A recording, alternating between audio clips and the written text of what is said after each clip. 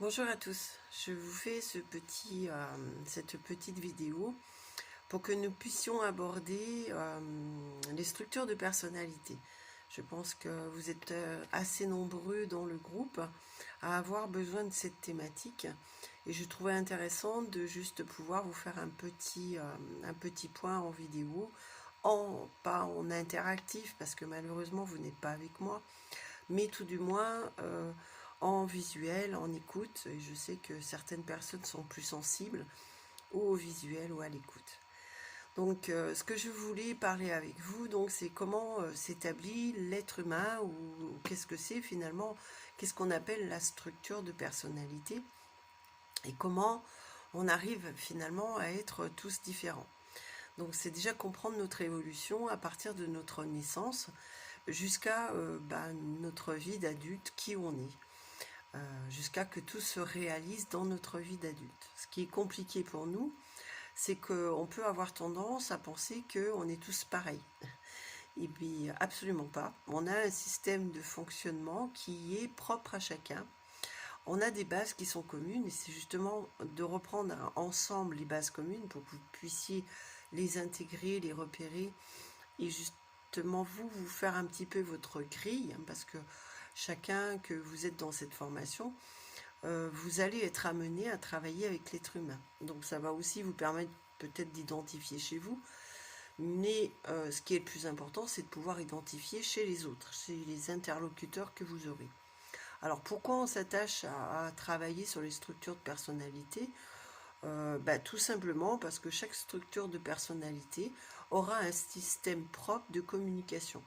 Il y aura des communications qui seront entendables et d'autres non, ce qui peut aussi nous éviter de nous casser la tête ou de nous prendre un mur parce que j'aurais pas forcément adapté la bonne communication au bon interlocuteur en face de moi.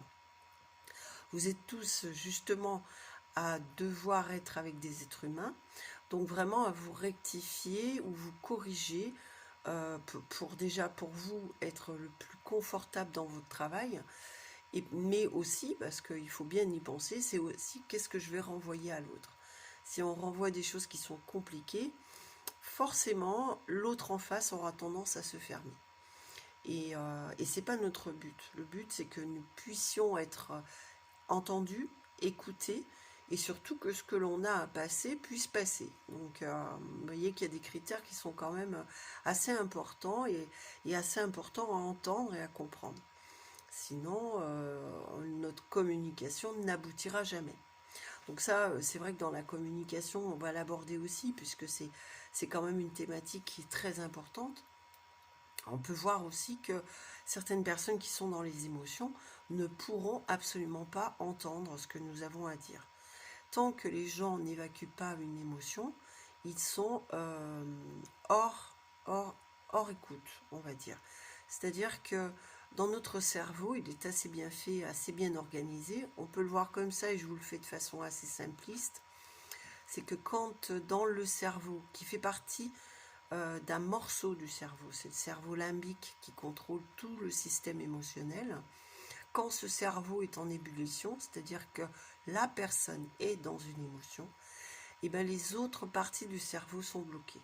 Alors pas toutes complètement, parce que le cerveau reptilien, qui lui est à la base du corps, la corporalité, réagit pour le coup. Le reptilien et le limbique sont bien en phase. Et ça, c'est tout à fait logique, parce que dans la construction de l'enfant, le dernier cerveau qu'on sert pour l'intelligence, le cortical, n'est pas encore en place. Il y est, mais il est vide, puisque c'est notre cerveau de connaissance et d'expérience. Donc celui-là, effectivement, il ne sera pas encore opérationnel. Et quand on joue une émotion en nous, eh ben, on va revenir sur ce qui y était. Parce que forcément, les émotions, elles ne sont pas nées d'hier. On se les fait rejouer. Mais ça veut dire qu'il y a eu un point d'ancrage au départ. Et c'est ce point d'ancrage qui revient et qui se régénère. Donc quand on est dans une émotion, ça veut dire que quelque chose du passé, de toute façon, remonte. Ce sont des sentiments et qui se réévaluent, qui se remettent en place dans notre quotidien, dans notre vie de tous les jours.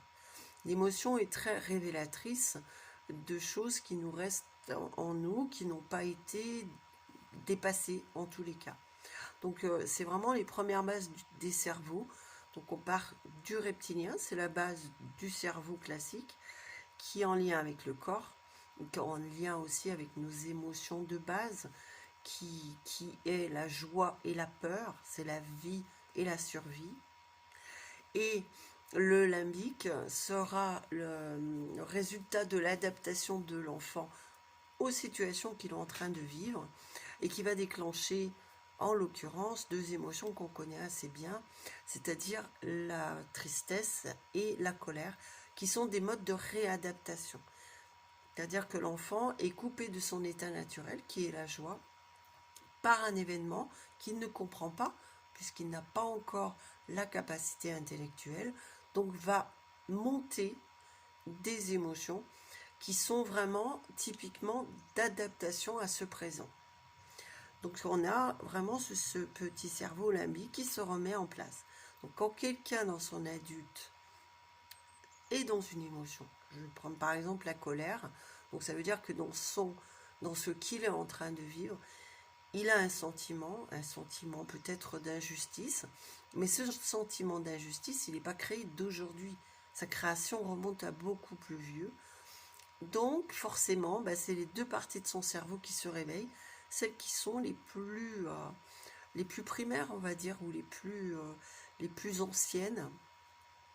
Donc on va avoir apparaître devant nous un être humain qui n'est que géré par le limbique et le reptilien. Donc verbalisation de l'émotion et du corps, parce que la corporalité a son sens.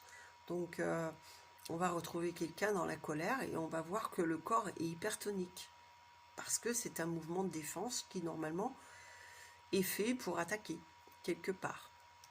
Donc on a vraiment quelque chose de très logique. Mais tant que cette émotion n'est pas vidée, le cerveau cortical n'est absolument pas en capacité d'enregistrer ce que vous lui dites. C'est pour ça que dire à quelqu'un qui est en train de s'énerver, calme-toi, ça ne sert absolument à rien.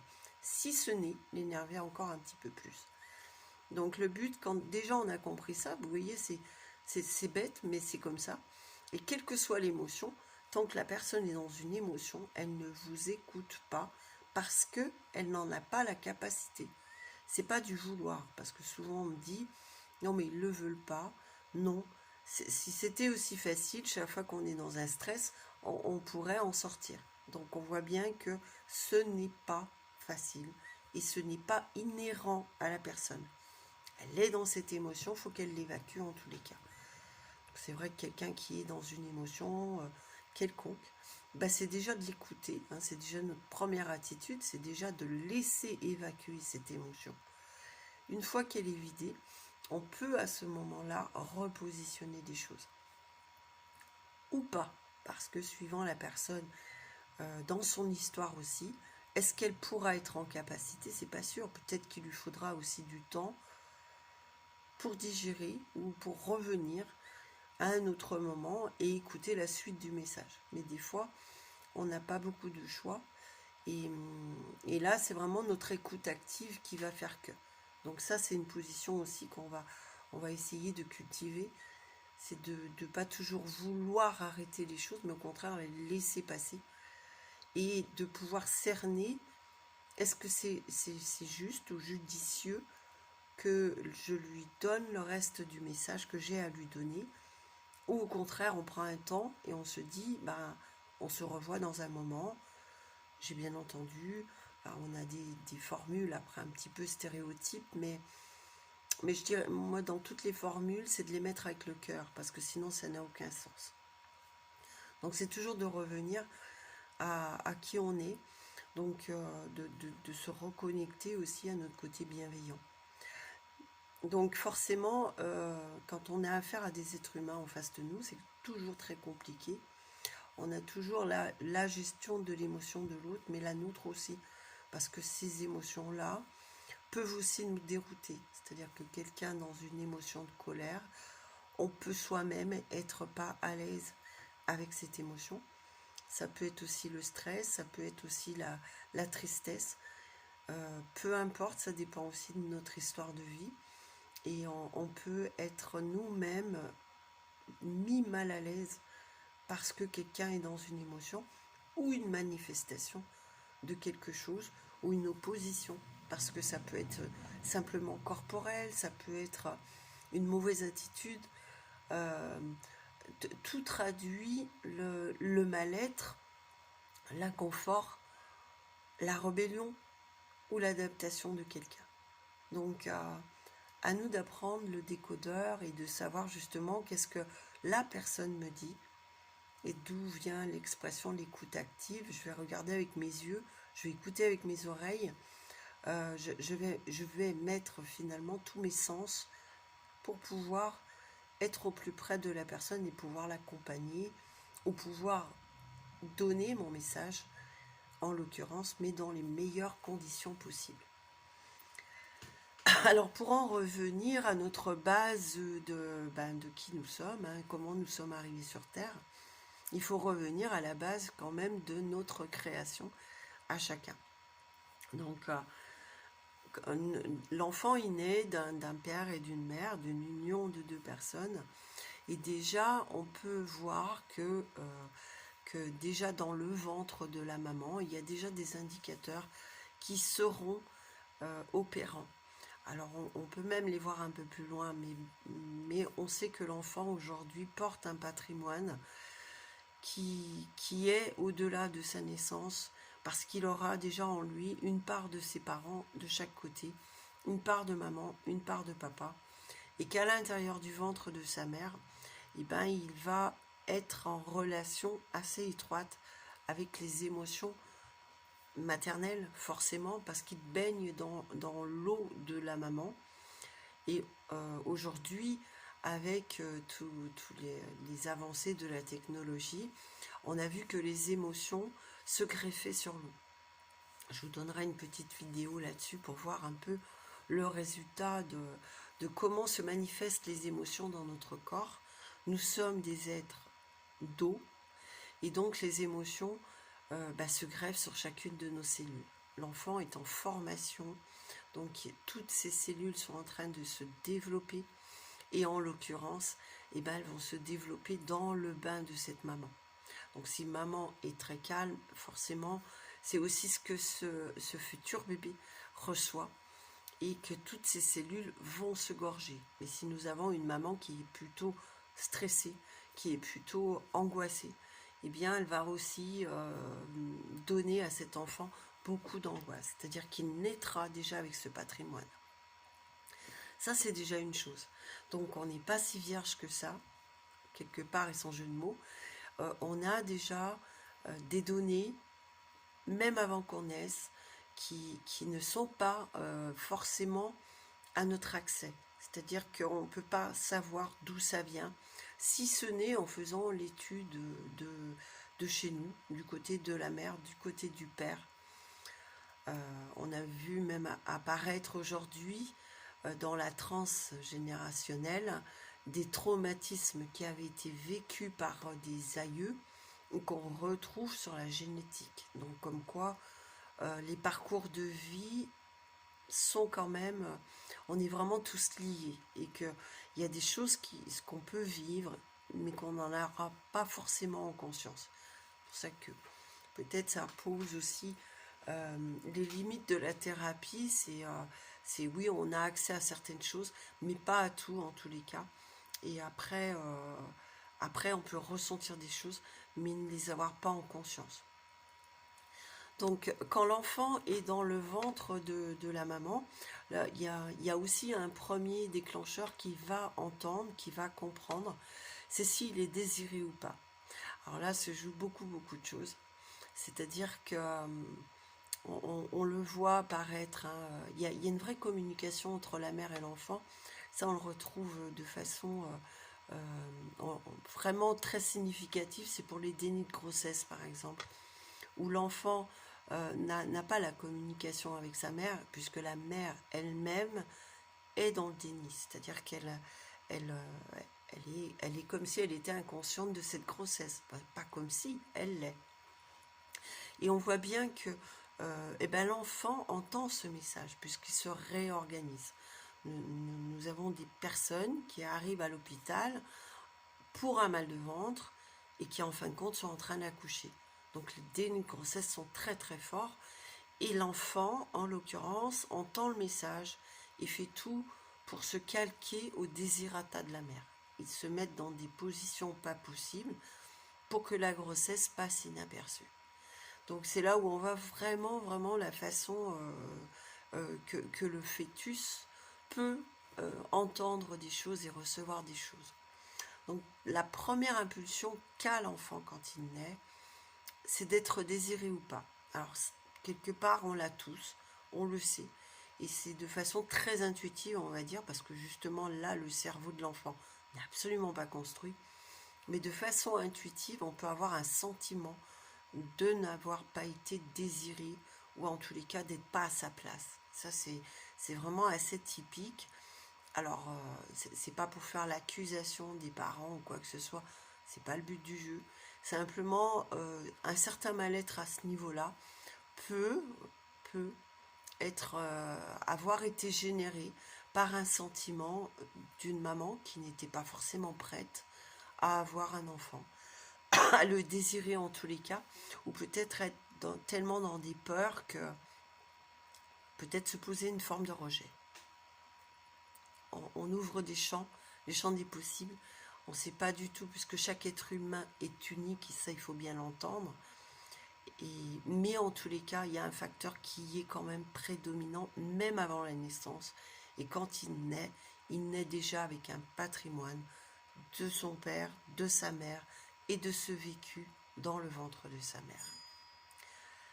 Donc à la sortie du ventre, donc moi là je me sers en référence, c'est vraiment de l'analyse transactionnelle écrit par Eric Berne, parce que c'est quelqu'un qui n'a pas été repris, qui a été beaucoup utilisé en psychologie, en communication, et qui reste quand même une référence quelque part.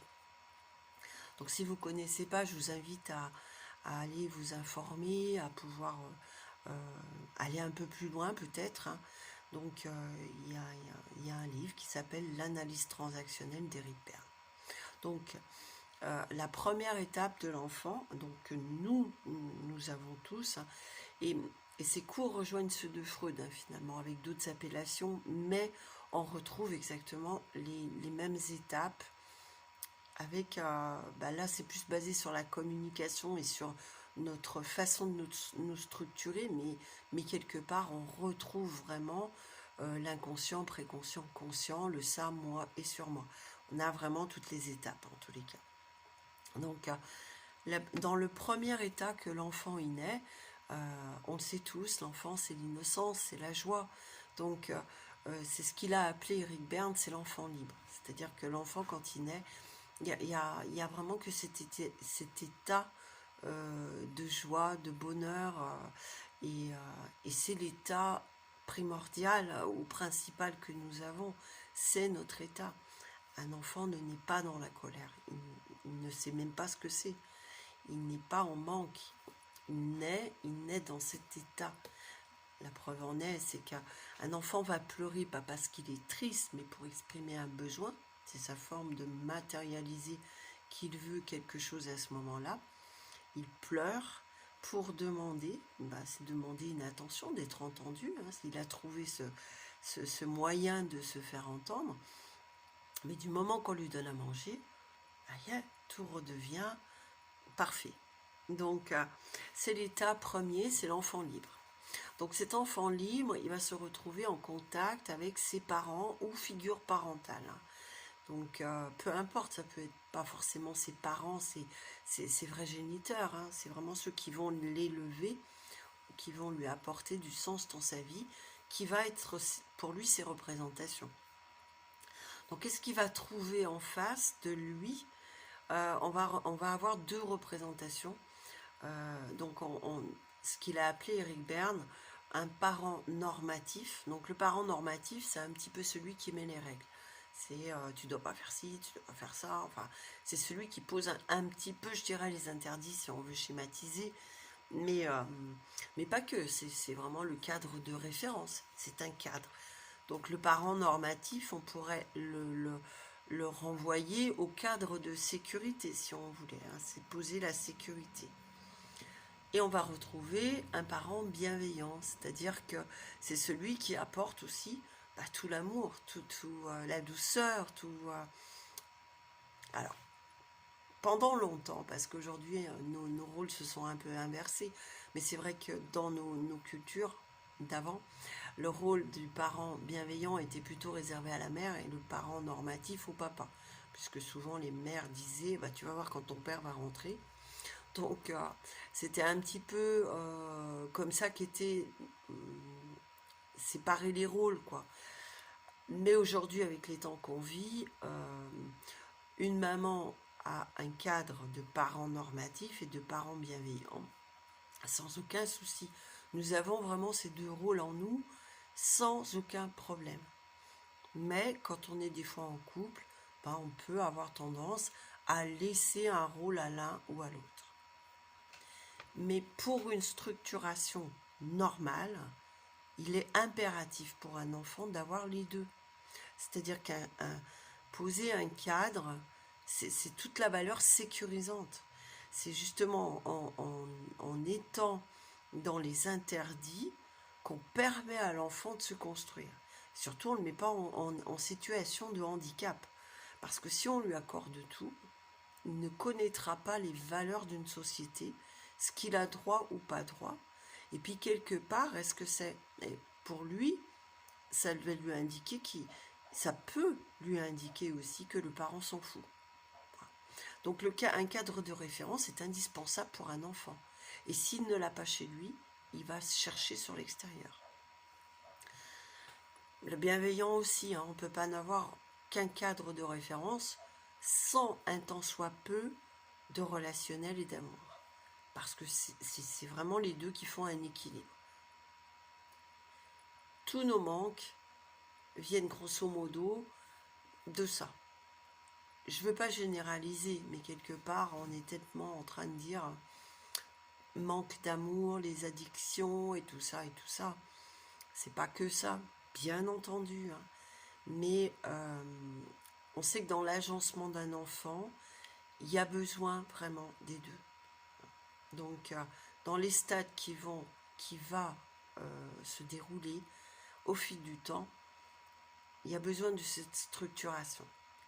Alors là où après, parce que l'enfant se développe, donc partie de son enfant libre dans la joie et tout ça, il commence à vivre des expériences dans la vie, peut-être des frustrations aussi, des non qui commencent à se poser, et va commencer à avoir des émergences d'émotions. Et justement, c'est de là que l'enfant, donc on est quand même sur des stades assez tôt, on va dire, on les voit apparaître assez tôt en tous les cas, où va remonter deux comportements, mais là qui sont vraiment typiques de l'enfant, c'est son choix. C'est pour ça qu'il ne faut pas toujours être en train de diaboliser les parents. Un enfant, devant par exemple un parent normatif très fort, c'est-à-dire que le père qui pose un cadre, je dis le père, ça peut être la mère aussi, l'enfant a deux choix. Il peut se dire papa il veut que je fasse ça, et ben je veux faire ça, et se plier dans le moule, c'est-à-dire qu'il va faire un choix d'enfant adapté. Mais il peut faire aussi un choix inverse, c'est-à-dire que papa dit ça, et ben moi je vais faire l'inverse. Il fera un choix d'enfant rebelle. Donc on voit bien que derrière l'adapté, derrière le rebelle, on a deux émotions quand même. Adapté, c'est un peu de la soumission, c'est un peu de la tristesse. C'est pour ça que c'est relié avec la construction du limbique, où on est sur ces deux émotions qui sont de la construction, c'est de l'évolution, et c'est tout à fait logique, on y passe tous. Donc on va retrouver derrière l'adapté un peu cette soumission, et derrière le rebelle, de la colère. Donc on a des enfants, même si ils sont tous élevés pareil dans la fratrie, et bien il y en a un qui sera adapté, puis l'autre qui sera rebelle. C'est tout à fait logique. Ça fait partie, en tous les cas, de cette évolution normale. C'est logique. Donc ça, c'est une étape qui est dans le temps et qui va, grosso modo, évoluer, on va dire, jusqu'à les 12 ans, puisque normalement, après, on a la période d'adolescence où on doit à peu près tout revisiter. Quand la fin de l'adolescence s'enclenche, alors, juste pour indicateur, l'adolescence, c'est de 12 ans jusqu'à 28 ans, parce que bien souvent, on me les raccourcit, ces périodes-là. Donc c'est un peu une période où tout ce que j'ai appris, je vais les remettre en cause en fait. Donc je revisite un petit peu tous les terrains, tous les territoires quelque part. Et dans cette logique même, c'est-à-dire qu'à la fin de cette adolescence, alors là pour le coup le cerveau cortical est construit parce qu'on a suffisamment de données en connaissance et en expérience pour avoir les capacités d'analyser. Le cortical c'est que ça, hein. C'est la dernière partie du cerveau. Et quelque part, moi j'aime bien l'identifier comme si c'était un bocal où on y met simplement les données. C'est-à-dire que tout ce que vous apprenez, ça y va dedans. Tout ce que vous vivez en expérience, ça y va dedans. Toutes les croyances que vous vous imposez, ça y va dedans, ou de la famille, ou peu importe. En fait, c'est vraiment un cercle fermé, votre cortical. Comme tout le monde. Notre cortical n'est fait que de ce que l'on y met dedans. Et donc là, on parle de l'acquis, à contrario du cerveau reptilien qui est de l'inné. Donc on voit bien que le limbique qui est au milieu et qui sert de sas, si vous voulez. Reptilien, on est sur la base d'inné avec les deux énergies, les deux émotions qui nous sont propres, c'est la joie et la peur. Le limbique qui est juste le réservoir émotionnel, entre guillemets, fait par les expériences, et le cortical qui se construit, qui est à peu près, on va dire, opérationnel à partir de 12 ans, où on peut commencer un petit peu à réfléchir, un peu. Il y en a, ça sera plus long. Et qui est que de l'acquis. Alors là, on ne l'improvise pas. C'est pour ça que quand les gens me disent, je sais, oui, bah oui, mais parce que vous l'avez appris, ou vous l'avez hérité, ou alors vous l'avez créé en expérience. Mais c'est impossible de tout savoir. Donc notre personnalité, entre guillemets, elle sera placée dans ce cerveau cortical, bien entendu. C'est aussi l'image de soi, c'est notre identité sociale, c'est notre identité professionnelle, qui n'a rien à voir des fois avec qui on peut être à l'intérieur, hein, affectivement, émotionnellement. Donc c'est ça qui est intéressant de savoir. Donc cette dernière partie qui doit intervenir à peu près, je dirais, à la fin de l'adolescence, c'est l'état d'adulte. On doit acquérir, c'est toute notre maturité finalement et notre maturation qui doit arriver à sa finalité pour qu'on puisse obtenir cet état d'adulte. Alors qu'est-ce que c'est l'état d'adulte? Eh bien c'est être hors émotion, c'est être dans l'objectivité. C'est quand on dit quelque chose, il n'y a pas d'émotion.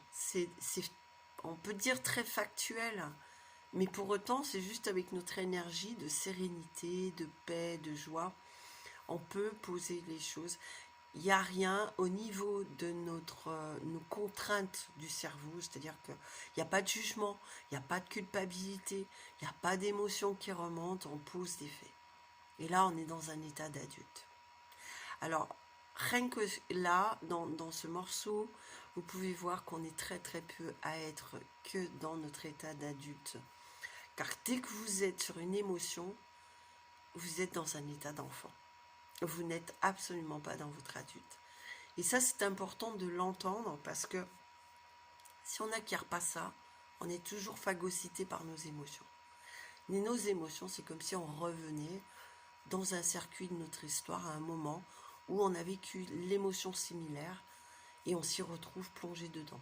Donc c'est vraiment ça, on vit une émotion et là on n'est plus dans le présent, on est reparti là où ça s'est passé. Bien sûr qu'on ne s'en rend pas compte, hein, parce qu'on a vraiment l'impression que l'émotion se vit ici et maintenant.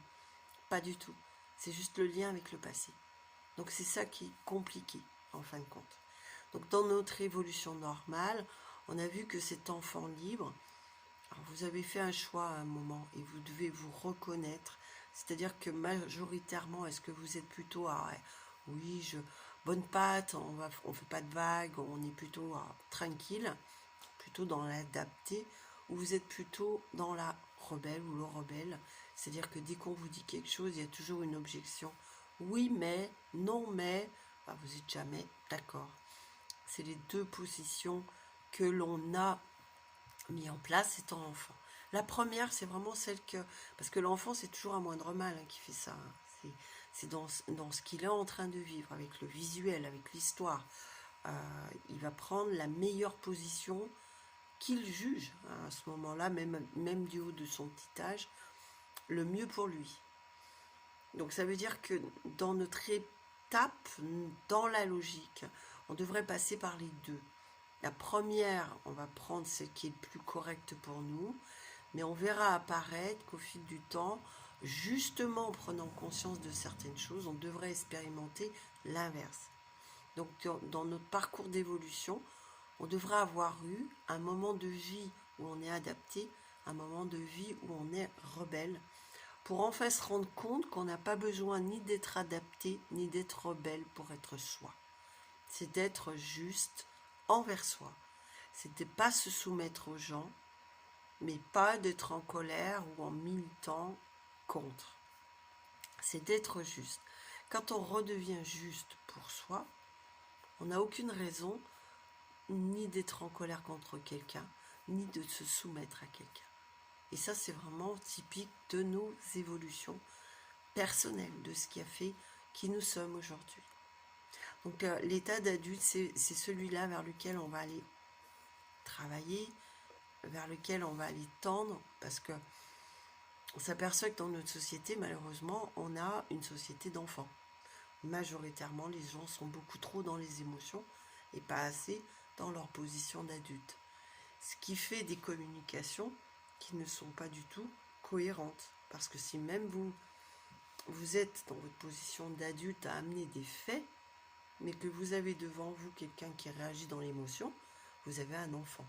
Donc on n'est pas du tout sur le bon schéma de communication, parce qu'on ne communiquera pas pareil à un enfant qu'à un adulte, et c'est pas parce qu'ils ont 90 ans que là on le voit bien, ils sont adultes, ils n'y sont pas. C'est-à-dire que quand on est dans l'émotion, on a une capacité restreinte quelque part, vous l'avez compris par rapport au cerveau. Donc en fin de compte, vous avez un enfant devant vous, mais plus un adulte avec ses capacités intellectuelles. Il est juste en prise ou en proie à cette émotion. Donc c'est là où c'est compliqué, c'est que surtout quand on est sur des postes d'encadrant ou de cadre, de poser quelque chose dans un état d'adulte si vous avez devant vous des enfants.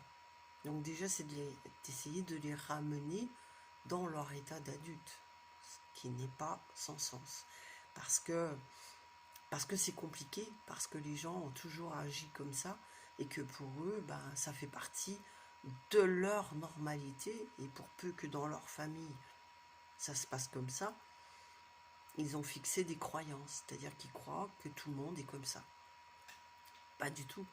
C'est propre à chez eux, et c'est pas propre à l'être humain. Ou alors, en tous les cas, ça veut dire qu'il manque une partie. Et quelque part, il faut aussi remettre dans le bon ordre, c'est que notre éducation ne nous apprend absolument pas à comprendre ce qui se joue, à voir que des fois, on n'est plus du tout adulte, mais on a 2 ans devant quelqu'un, qu'on se met à parler de nous ce qu'on est en train de vivre. Ouais, c'est pas juste, je suis en colère ici et ça, et qui n'a rien à voir des fois avec le sujet qu'on est en train de parler. Donc quand on est des fois à distance ou en distanciation de ce qui est en train de se jouer, on voit bien que la personne est juste en train de nous déballer sa souffrance, et que ça n'a rien à voir avec le sujet qui est abordé. Donc il faut des fois passer un cap, écouter, mais revenir et reposer. Oui, mais là c'est pas le sujet, mais là on n'est pas là-dedans. J'entends bien que ça vous plaît pas, mais c'est pas le sujet, c'est pas ici, je suis pas votre thérapeute. Là je vous donne des mots pour que vous compreniez bien ce qui se joue. Bien sûr que vous ne poserez peut-être pas les choses de cette façon-là, parce qu'effectivement, ça risque d'être violent. Mais c'est vraiment comment ramener quelqu'un dans le cadre juste. Est-ce qu'il en a conscience? À quel stade lui aussi il en est? Est-ce que des fois on ne met pas des gens plus en difficulté parce que peut-être qu'ils n'y sont pas encore, parce qu'ils n'ont pas le niveau, parce qu'il y a tellement de choses à mettre avant pour qu'ils puissent accéder à l'après. Et c'est pas simple, c'est pas simple. Après justement, donc là c'était la première partie pour vraiment vous montrer un petit peu le lien avec les émotions et notre forme de pensée. Et je vais faire une autre petite vidéo qui va vraiment définir les structures de personnalité. Parce qu'à travers justement ces jeux d'émotions, on s'est créé des personnages quelque part. Donc on en a quand même quelques-unes structures de personnalité qu'on peut trouver. Et donc derrière, on va avoir vraiment tout le mode de communication qui va s'établir. Et on voit quand même que beaucoup, pratiquement toutes les structures de personnalité définies aujourd'hui, hein, bien sûr, elles sont toutes basées sur les émotions. Donc qu'est-ce qu'on va retrouver? Eh bien c'est majoritairement les émotions qui vont prédominer et qui feront le personnage en fait. Donc des gens dans un état objectif, adulte, déjà si on en rend compte, ils ne se définissent plus et on n'aura pas d'émotions qui seront plus grandes que les autres. En fait, ce sera quelqu'un qui sera très calme, très posé, et ce qui n'empêche pas de vivre sa vie, hein, bien entendu, mais qui ne se laissera plus manipuler par ses émotions. Donc, toutes les structures de personnalité qu'on va voir, moi j'attirerai votre attention sur les émotions qu'il y a derrière, mais vous verrez qu'elles sont toutes, elles partent toutes d'émotions de base. Donc aujourd'hui dans notre société, on a défini les structures de personnalité. Qu'est-ce qu'on a défini en grosso modo? Ce sont juste des groupes d'émotions. Et que les gens, quand on regarde avec un petit peu de distance, il n'y en a pas beaucoup d'adultes, quelque part. Donc c'est juste un constat. Mais on peut vraiment espérer apporter justement que les gens puissent évoluer. Et moi je crois en l'être humain, dans cette évolution. Et si on leur donne les clés, si on leur donne les bases, bien sûr que l'évolution est possible. Simplement, il faut pouvoir les nourrir de ça, leur apporter. Parce qu'un enfant, si on ne lui apprend pas à lire, il ne sait pas lire. Et en fin de compte, ce que je m'aperçois depuis mes années d'expérience, c'est qu'on n'a jamais apporté à l'humain le mode d'emploi humain. Et c'est que c'est compliqué quand on n'a pas le mode d'emploi. Donc qu'est-ce qu'on fait? On reproduit par imitation ce que l'on connaît, ce que l'on a vu. Mais c'est dur de se dire, et c'est dur aussi d'être objectif et de se dire, mais ce que je fais, c'est peut-être pas juste, parce que c'est ce que j'ai connu simplement. Donc c'est sortir vraiment de nos schémas de connaissances, de nos schémas qu'on a reçus, pour se dire que peut-être c'est ce que j'ai reçu, je ne le remets pas en cause, mais est-ce que je peux peut-être pas faire mieux? Est-ce que je peux pas aller plus loin, parce que finalement ce que j'ai reçu, j'en suis pas si bien, quoi. Je me trouve aujourd'hui avec certaines difficultés. Voilà. Bon, c'était déjà une première entrée en matière, une première approche.